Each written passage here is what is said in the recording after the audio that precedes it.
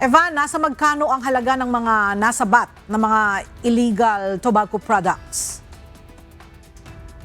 Ayon sa Bureau of Customs, nagkakahalaga ng nasa 200 million pesos itong mga nasabat nilang illegal tobacco products, kasama dyan yung mga equipment na ginagamit sa paggawa ng mga ito.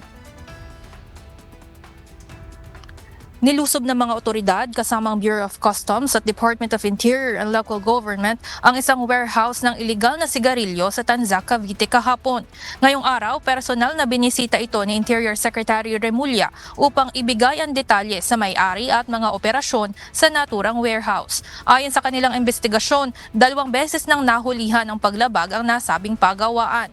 Una ay dahil sa illegal at smuggled appliances at ngayong 2026 ay dahil naman sa illegal tobacco products. Ayon kay DILG Secretary John Vic Remulla, nagsimula ang operation ng illegal na sigarilyo sa warehouse noon pang nakaraang taon.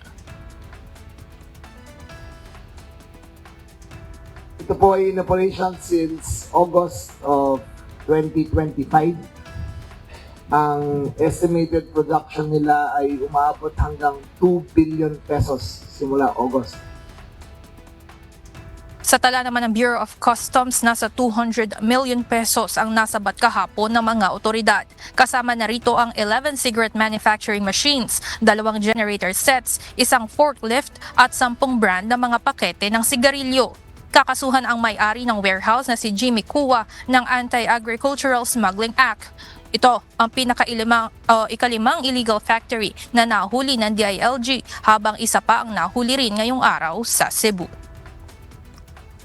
Ayon kay DILG Secretary Remulla, ngayong isa-isa na nilang natutugis ito mga manufacturer o mga distributor ng mga illegal tobacco products. Sunod naman nilang i-raid yung mga retailer sa iba't ibang mga palengke sa buong bansa sa mga susunod na linggo.